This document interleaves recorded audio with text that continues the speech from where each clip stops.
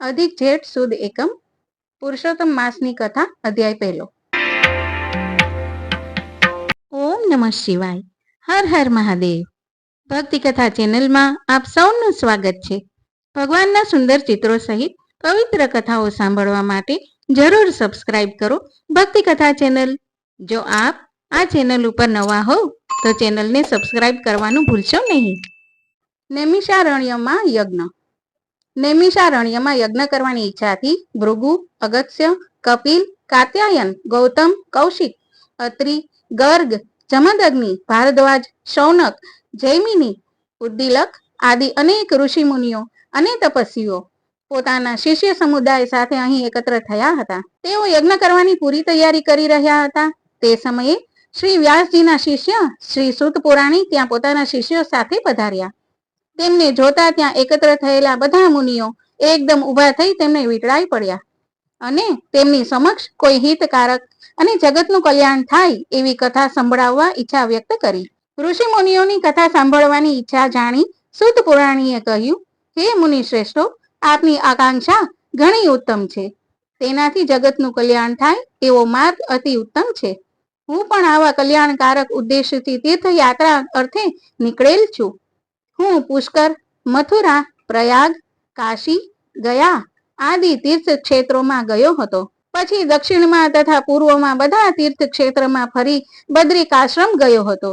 ત્યાંથી સરસ્વતી નદીને કિનારે આવેલ સિદ્ધ ક્ષેત્રે ગયો હતો।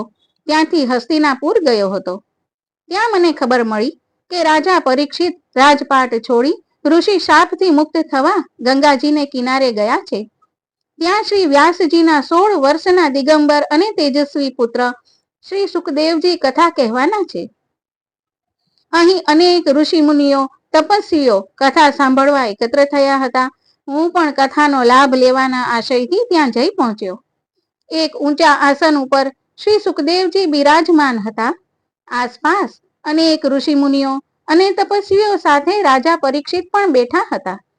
રાજા પરીક્ષિતે શ્રી સુખદેવજી સમક્ષ જીવન મુક્તિ થાય એવી કથા સંભળાવવા વિનંતી કરી। આ વિનંતીને માન આપી શ્રી સુખદેવજીએ શ્રીમદ ભગવત કથાનો આરંભ કર્યો। આ શ્રીમદ ભગવત કથા 7 દિવસ ચાલેલ। 7મે દિવસે પરીક્ષિત રાજાની જીવન મુક્તિ થઈ તે મેં પ્રત્યક્ષ જોયું હતું। ત્યાં મારા સાંભળવામાં આવ્યું કે નૈમિષારણ્યમાં જગ કલ્યાણાર્થે યજ્ઞ થઈ રહ્યો છે અને તેમાં અનેક ઋષિ મુનિઓ એકઠા થનાર છે। આપ બધાના દર્શનના હેતુથી હું અહીં આવ્યો છું। હું આપના દર્શન કરીને કૃતકૃત્ય થયો છું। શ્રી બૃહદ નારણ્ય પુરાણના પુરુષોત્તમ મહાત્મ્યનો નૈમિષારણ્યમાં યજ્ઞ નામનો પહેલો અધ્યાય અહીં સંપૂર્ણ થાય છે। હવે આપણે વાંચીએ પુરુષોત્તમ માસની પાવન કથા। કાંઠા ગોરમાની કથા। નદી કાંઠે એક રમણીય ગામ હતું। તેમાં એક ડોશી તેના 2 દીકરા અને 2 વહુઓ સાથે રહેતી હતી। ઘરમાં કલેશ થતા 2 દીકરાઓ અલગ થઈ ગયા। તેઓ કોઈ માને રાખવા તૈયાર નહોતા।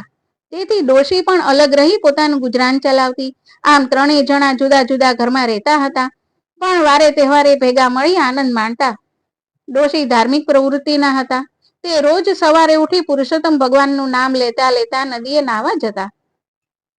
તેમના નાના દીકરાની વહુ પણ રોજ નદીએ સ્નાન કરવા જતી। તેઓ કાંઠા ગોરમાનું પૂજન કરી ઘેર આવી કામકાજમાં લાગતા। જ્યારે મોટા દીકરાની વહુ ઉઠતા જ ઘરની ઝંઝટમાં લાગી જતી। દીકરા દીકરી અને પતિને આ કરો તે કરો તેમ હુકમો છોડ્યા કરતી। તે 2 પૈસે સુખી હતી, તેથી તેને પૈસાનું અભિમાન આવી ગયું હતું। સાથે કંઈક હતું તેથી તો તેના અભિમાનનો પારો ઓર ચડ્યો હતો। તે સમજતી હતી કે ગામમાં મારા જેવું કોઈ નથી, ઉપરાંત તે બોલવામાં પણ તોછડી હતી। દેરાણી ભોળી હતી। એક દિવસ નદીએ જતા તેણે જેઠાણીને કહ્યું, જેઠાણી, આજે તો મારી સાથે નદીએ નાહવા ચાલો। ત્યાં જઈને કાંઠા ગોરમાનું પૂજન કરશું, પુરુષોત્તમ માસની કથા સાંભળશું અને પછી ભગવાનનું સ્મરણ કરતા ઘરે આવશું। જેઠાણી કહેવા લાગી, આ તો નવરાના કામ છે, નાહવાનું તો ફક્ત બાનું છે, પણ ત્યાં બધા ભેગા મળી ગામની નિંદા કરતા હોય છે, એમાં આપણું કામ નહીં। મારે તો મારું ઘર પહેલા સંભાળવાનું। મારે ઘરે આવનારા ઘણા, મારા પતિ દુકાનેથી આવે, છોકરાઓ નિશાળેથી આવે, પિયર ગયેલ વહુ આવે, સાસરે ગયેલ દીકરી આવે, સગા સંબંધીઓ આવે, સીમમાં ગયેલ ઢોર પણ આવે। આથી હું આખો દિવસ નવરી પડું તો તમારી સાથે નાહવા આવું ને. તમારે વ્રત કરો, મને તો ધર્મ કર્મ કરવાનો કોઈ સમય જ નથી. જેઠાણીની આવી વાત સાંભળી દેરાણીને દુઃખ થયું, છતાં તે કાંઈ બોલી નહીં. તે સાસુ પાસે ગઈ અને બધી વાત કરી. સાસુએ કહ્યું, જે કરે તે ભરે. ભગવાન માણસને સુખ આપે છે અને સુખ મળ્યા પછી ભગવાનને તે ભૂલી જાય છે. મોટી વહુ સમજે તો સારું, નહીતર એના ભાગ્ય પણ ફૂટેલા જ છે. કાંઠા ગોરમાં રીજે તો ધન ધાન્યનો પાર ન રહે અને ખીજે તો કોઈ ના નહીં. આમ દિવસો વીતી રહ્યા હતા. દેરાણીના દિવસો પુરુષોત્તમ ભગવાનના ધર્મ ધ્યાનમાં જતા હતા, જ્યારે જેઠાણીના દિવસો સાંસારિક કામકાજમાં ઝંઝટમાં વીતતા. એની પાસે ધર્મ કરવાનો વખત જ નથી. એ તો સગા વહાલાને રીઝવવામાં પડી હતી. દેરાણી તો રોજ નદીએ નાહી કાંઠા ગોરમાની વાર્તા સાંભળતી અને ધર્મ ધ્યાનમાં રત રહેતી. આથી કાંઠા ગોરમાં દેરાણી ઉપર રીઝ્યા. એને ઘણી સુખ સાહેબી દીધી. બીજી તરફ પુરુષોત્તમ ભગવાનનું અપમાન કરનારી જેઠાણી ઉપર તે કોપાયમાન થયા. કાંઠા ગોરમાના કોપનો પાર ન રહ્યો.